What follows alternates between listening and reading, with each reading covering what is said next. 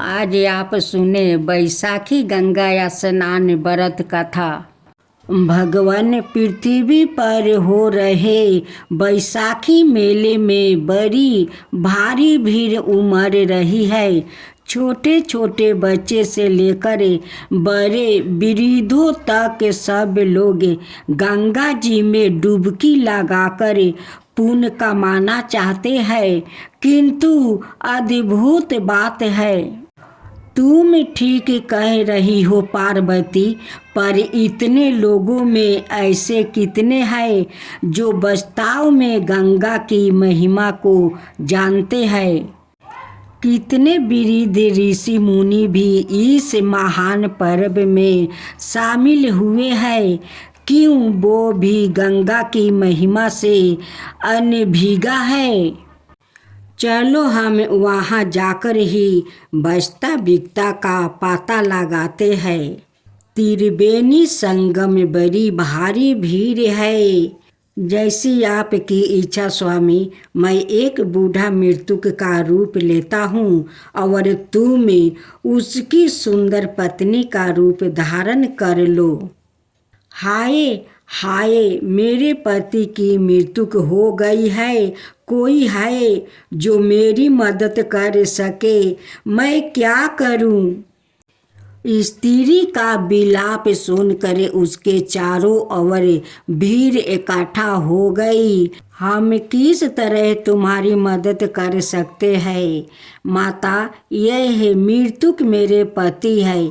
उनकी इच्छा थी कि वो अपने जीवन की आखिरी घड़ी गंगा के तट पर व्यतीत करे, इसलिए हम लोग बड़ी दूर से चलकर यहाँ आए हैं। पर यहाँ तो यह दुर्घटना घट गई है। यह सब तो भगवान का खेला है। बहन, परेशान मत हो, हम तुम्हारी मदद करने के लिए तैयार हैं। कई लोग उस स्त्री का मदद करने आगे आए, पर कोई उसकी सहायता का फायदा उठाने की ताक में था, तो कोई उसके आभूषण हथियाने की फिक्र में था। मुझे इनका क्रियाक्रम करना होगा। कौन इससे मेरी मदद करेगा? देवी, आप मुझसे कहिए क्या करना होगा, मैं हाजिर हूँ। मुझसे कहिए। मैं आपके पति को अपने कंधे पर उठा ले जाऊंगा और उनका अंतिम संस्कार करूंगा। हम सब यहाँ पर मौजूद है। तुम जरा भी चिंता मत करो। धन्यवाद, पर एक शर्त है। आप में से जो मन और शरीर से पूर्णतः पवित्र हो, वही मेरा पति का अंतिम संस्कार करेगा। यह सुनकर सबकी बोलती बंद हो गई। जिनकी दृष्टि उस स्त्री के गहने पर पड़ी थी, वो फौरन दूर हट गया। अन्यायी लोग भी हिचकिचाने लगे। क्यों इस भीड़ में ऐसा कोई नहीं जिसका मन पूरी तरह से पवित्र हो? क्यों कोई भी मेरे पति का अंतिम संस्कार नहीं कर सकता है? क्यों ऐसा भी कोई व्याकृत हो सकता है जो पूर्णतः निष्पाप हो? कैसी विचित्र शर्त है। यह सोचकर भीड़ धीरे धीरे छटने लगी। उसी समय वहाँ पर एक नौजवान आया। वो नौजवान तुरंत ही बैसाखी गंगा में एक डुबकी लगाकर उस महिला के समक्ष प्रस्तुत हो गया। मैं अब आपके पति का अंतिम संस्कार करने के लिए तैयार हूँ।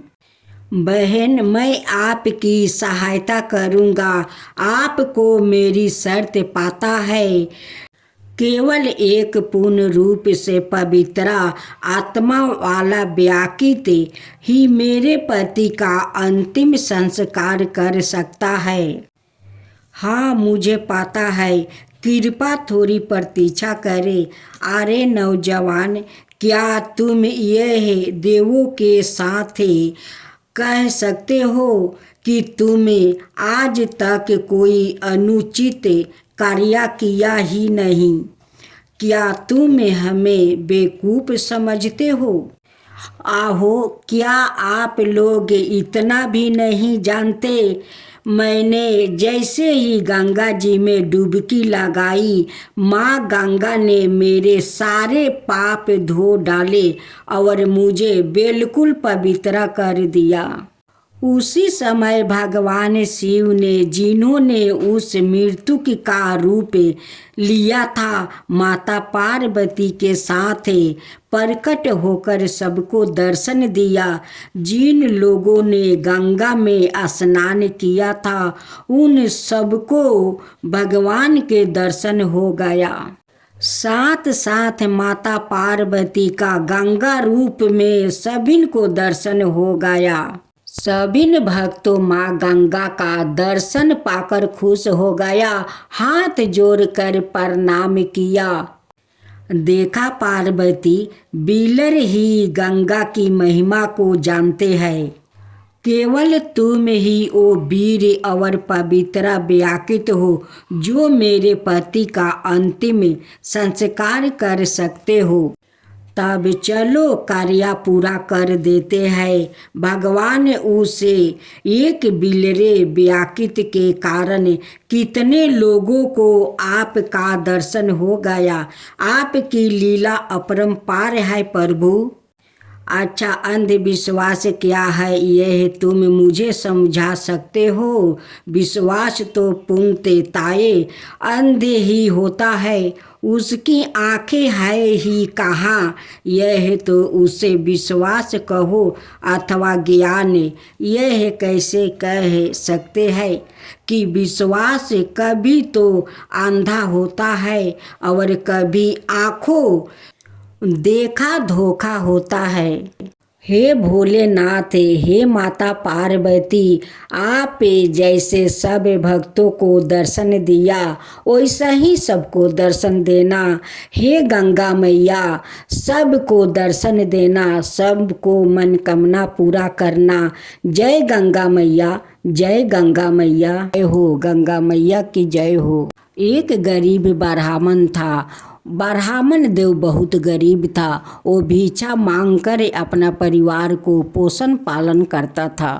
ब्राह्मण देव बहुत दूर दूर भिक्षा मांगने चले जाते कि दूर नहीं जाऊंगा तो मुझे ज़्यादा तो दक्षिणा नहीं मिलेगा, दूर दूर जाऊंगा तभी तो मुझे बहुत सारा दक्षिणा मिलेगा, तो हमारा परिवार को पोषण पालन अच्छा से हो जाएगा। ब्राह्मण देव अपना परिवार को कभी दुख तकलीफ नहीं देते, अपना परिवार को हमेशा खुशी खुशी रखते।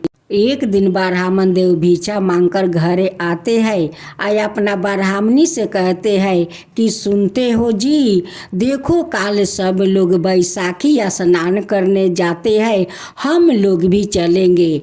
ब्राह्मणी कहती है कि आपका खुशी के लिए मैं कहीं भी चलने के लिए तैयार हूँ, चलिए हम लोग भी बैसाखी स्नान करेंगे। ब्राह्मण देव अपना परिवार को लेकर बैसाखी स्नान करने चल देते हैं। रास्ते में माँ गंगा एक बुढ़िया का रूप धारण कर लेती है। उनकी सारा शरीर का चमड़ा झूला हुआ था और रास्ते में एक लाठी लेकर बैठ गई। जितने लोग जाते वो सभी से कहती कि बेटा मुझे थोड़ा पानी पिला दे, बेटी थोड़ा पानी पिला दे, लेकिन कोई उन्हें पानी नहीं पिलाया। ब्राह्मण देव अपना परिवार को लेकर उसी रास्ते से जा रहे थे। जब उस बूढ़ी माँ के पास पहुँचा, बूढ़ी माँ कहने लगी कि बेटा, मुझे बहुत जोर का प्यास लगा है, देख मेरा गला सूखा गया है, कोई मुझे पानी नहीं देता है, बेटा तू पानी पिला देगा। ब्राह्मण देव कहने लगे कि माता, मैं ज़रूर आपको पानी पिला दूंगा। आप इस धूप में क्यों बैठी हो माता? देखिए बैसाख का धूप चल रहा है, नीचे धूल गर्म हो गया है। आप उस कदम का गाछ के पास चलिए, वहीं पर आप बैठिए, मैं आपके लिए पानी लेकर आता हूँ। ब्राह्मण देव जाते हैं, एक चुकिया में पानी लेकर आते हैं और उससे बूढ़ी माँ को पानी पिला देते हैं। बूढ़ी माँ पानी पी कर उनकी आत्मा को शांति मिल जाता है। बूढ़ी माई पानी पी कर उस ब्राह्मण को बहुत बहुत आशीर्वाद देने लगती है। कहती है कि बेटा, जैसे तू मुझे पानी पिलाकर मुझे जुड़वाया है, वैसे ही तेरा परिवार जुड़ाएगा, सुखी रहेगा, उसका कभी दुख तकलीफ नहीं होगा बेटा।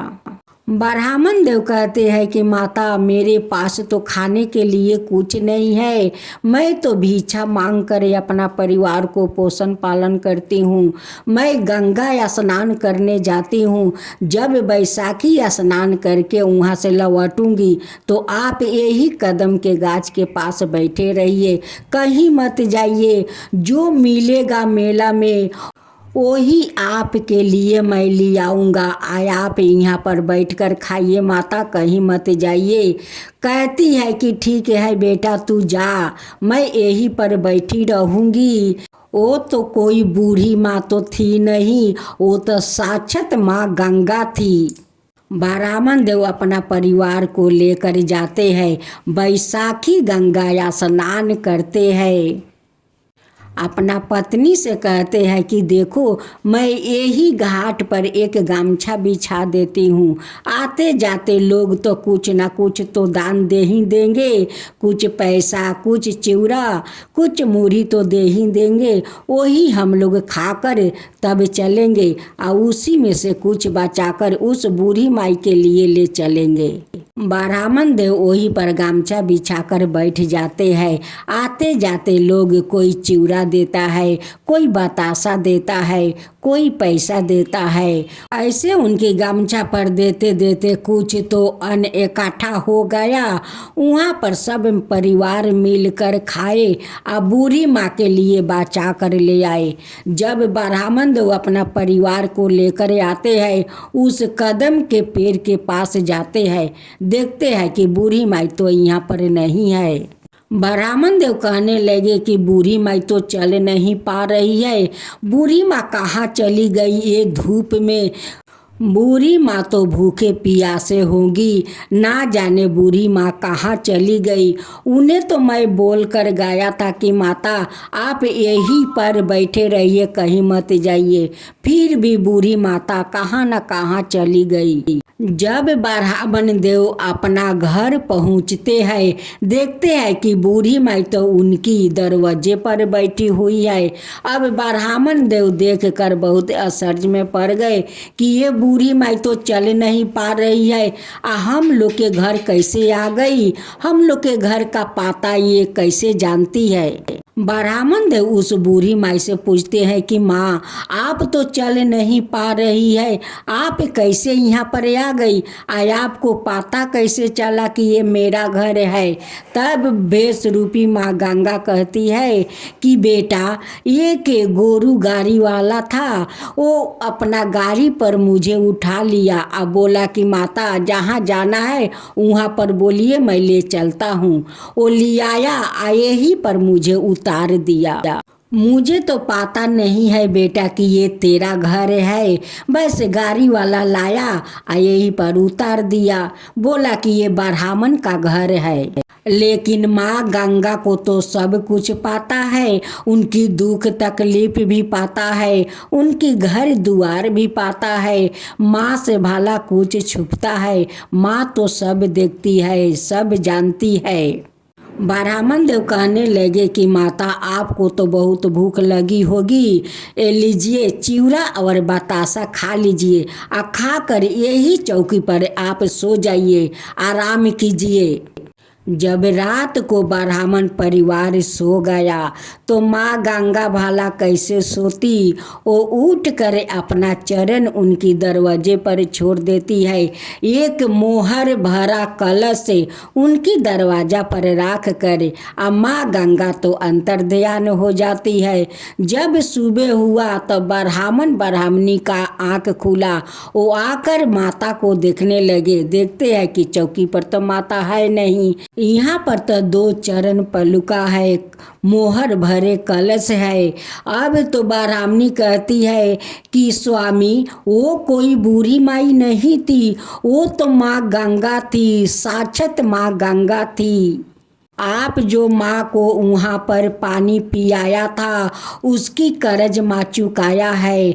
घर में जो बतासा चिवड़ा खिलाए थे उनकी कर्ज माँ चुका कर चली गई। ब्राह्मणी कहती है कि स्वामी, हम लोग का भाग्य कितना अच्छा है कि माँ बैसाखी गंगा हम लोग का दर्शन दिया, आपको हाथ से पानी पिया, आपका हाथ का चिवड़ा बतासा खाया। कितना हम लोग तकदीर वाले हैं कि माँ गंगा दर्शन भी दिया और आपका हाथ का भी भोजन भी किया। इतना सारा धन माँ देकर गए कि ये धन हम लोग के कभी शेष नहीं होगा। अब ब्राह्मण ब्राह्मणी बहुत अच्छा अपना महल बना लेते हैं। अब वो लोग आज़ाद से रहने लगा। सारा दुख तकलीफ माँ गंगा लेकर चली गई और उनकी घर में धन भर गई।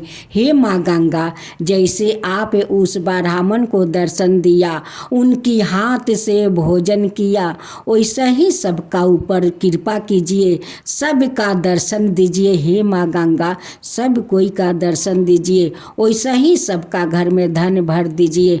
माँ गंगा की जय हो, माँ गंगा की जय हो।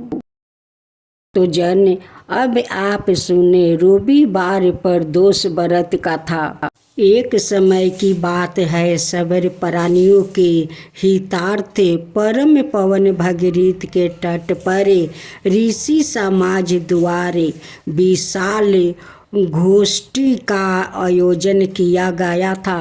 इस सभा में व्यास जी का परम शिष्य पुराण बेता सूत जी महाराज हरि कीर्तन करते हुए पधारे।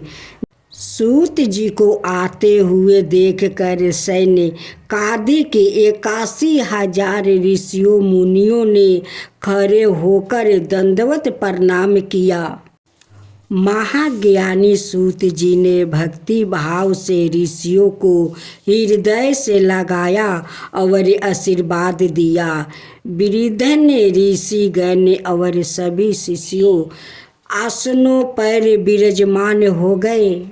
सैनकादि ऋषि ने पूछा, हे पूज्यवर मत कृपाए यह बताने का कष्ट करे कि मंगल प्रद कष्ट निवारक यह व्रत सबसे पहले किसने किया है और उसे क्या फल प्राप्ति हुआ है।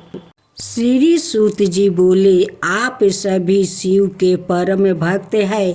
आपकी भक्ति को देखकर मैं व्रती मनुष्यों की कथा कहता हूँ, ध्यान से सुनो। रवि प्रदोष व्रत की कथा के अनुसार एक गांव में अति दीन ब्राह्मण निवास करता था। उसकी साध्वी स्त्री प्रदोष व्रत किया करती थी। उस एक ही पुत्रा रतन था। एक समय की बात है, वो पुत्रा गंगा स्नान करने के लिए गया। दुर्भाग्यवश मार्ग में चोर ने उसे घेर लिया और वो कहने लगे कि हम तुम्हें मारेंगे, नहीं तो तुम अपने पिता का गुप्त धन के बारे में हमें बता दो। बालक दीन भाव से कहने लगा कि बंधुओं, हम अत्यंत दुखी दिन है, हमारे पास धन कहाँ है। तब चोर ने कहा कि तेरे इस पोटली में क्या बांधा है। बालक ने निसंकोच कहा कि मेरी माँ ने मेरे लिए रोटी दी है। यह सुनकर चोरों ने अपने साथियों से कहा कि साथियों, यह बहुत ही दीन दुखी मनुष्य है, अतः हम किसी और को लूटेंगे। इतना कहकर चोर ने उस बालक को जाने दिया। बालक वहाँ से चलते हुए एक नगर में पहुँचा। नगर के पास एक बरगद का पेड़ था। वो बालक उसी बरगद के वृक्ष के छाया में सो गया। उसी समय उस नगर के सिपाही चोरों को खोजते हुए उस बरगद के वृक्ष के पास पहुंचा और बालक को चोर समझकर बंदी बना लिया। राजा के पास ले गया। राजा ने उसे कारावास में बंद करने का आदेश दे दिया। ब्राह्मणी का लड़का जब घर नहीं लौटा तब उसे अपने पुत्र की बड़ी चिंता हुई। अगले दिन प्रदोष व्रत था। ब्राह्मणी ने प्रदोष व्रत किया और भगवान शंकर से मन ही मन अपने पुत्र की कुशलता की प्रार्थना करने लगी। भगवान शंकर ने उसे ब्राह्मणी की प्रार्थना स्वीकार कर लिया। उसी रात भगवान शंकर ने उसे राजा को सपने में आदेश दिया कि वो बालक चोर नहीं है, उसे प्रातःकाल छोड़ दे, अनाथ उसका सारा राज्य वैभव नष्ट हो जाएगा। प्रातःकाल राजा ने शिव जी की आज्ञा अनुसार उस बालक को कारावास से मुक्त कर दिया। बालक ने अपनी सारी कहानी राजा को सुनाई। सारा वृत्तांत सुनकर राजा ने अपने सिपाहियों को उस बालक के घर भेजा और उसके माता पिता को राज दरबार में बुलवाया। उसके माता पिता बहुत ही भयभीत थे। राजा ने उन्हें भयभीत देखकर कहा कि आप भयभीत ना हो, आपका बालक निर्दोष है। राजा ने ब्राह्मण को 5 गांव दान में दिया, जिससे कि वो सुखपूर्वक अपना जीवन व्यतीत कर सके। भगवान शिव की कृपा से ब्राह्मण परिवार आनंद से रहने लगा।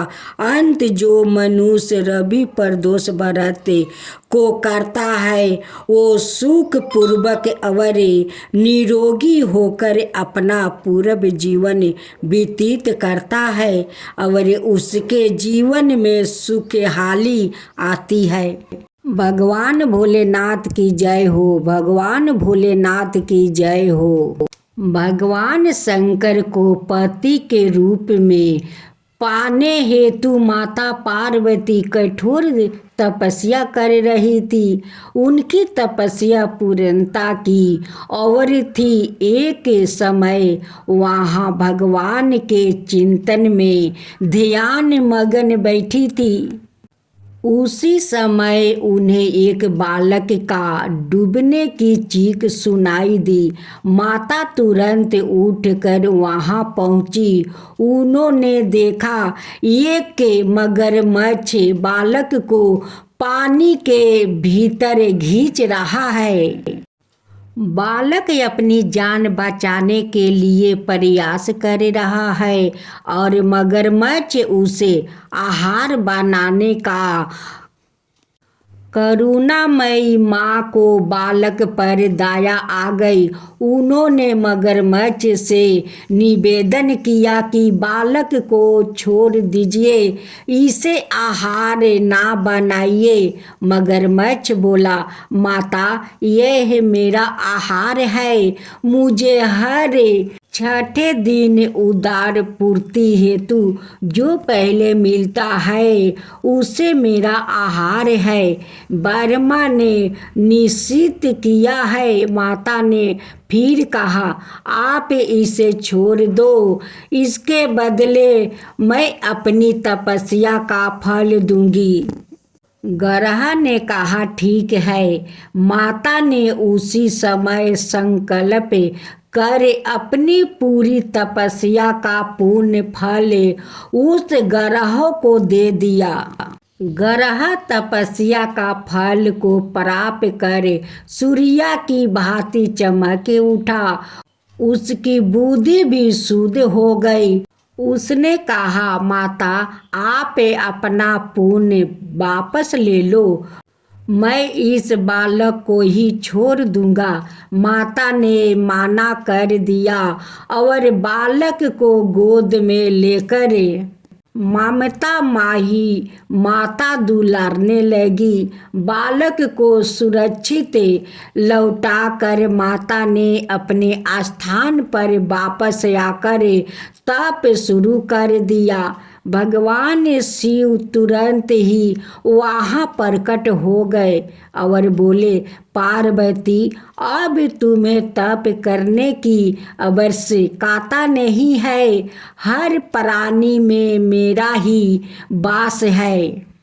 तुमने उस गरहा का तप का फल दिया है, ओ मुझे ही प्राप्त हुआ है। अत तुम्हारा तप फल अंत गुना हो गया है।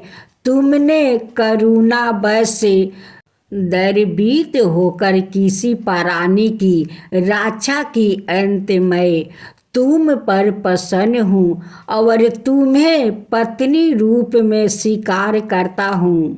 कथा का सारांश यही है कि जो परहित की कामना करता है उस पर परमात्मा की असीम कृपा होती है।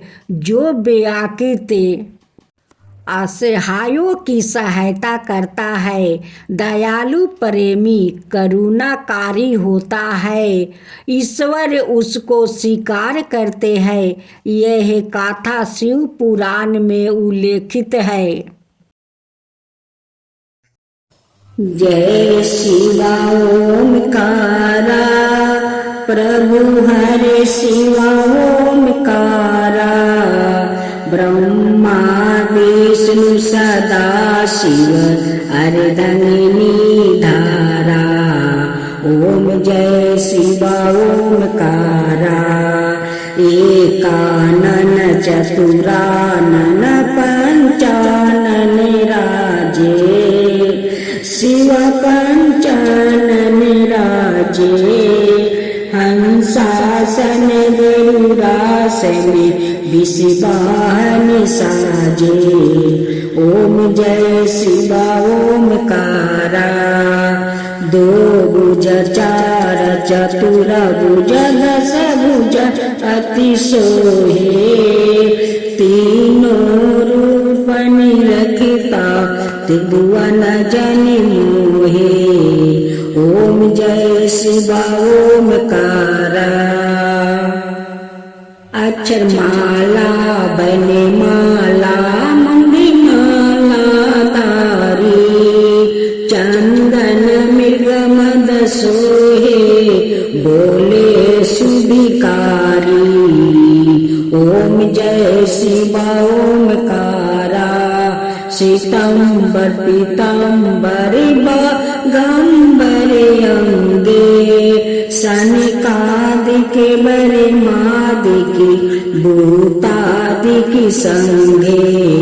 ओम जय शिवा ओमकारा।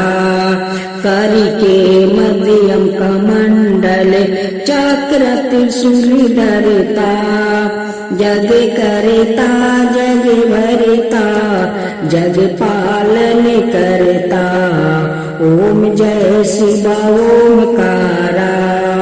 ब्रह्मा विष्णु सदा शिव जानते अविवेका। प्राण बचर के मध्यम यह तीनों एका। ओम जय शिव ओमकारा। त्रिगुण शिवाजी के आरती जो कोई नर गावे शिवा, जो कोई नर गावे।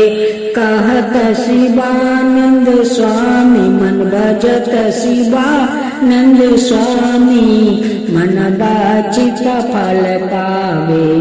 ओम जय शिवा ओमकारा, जय शिवा ओमकारा।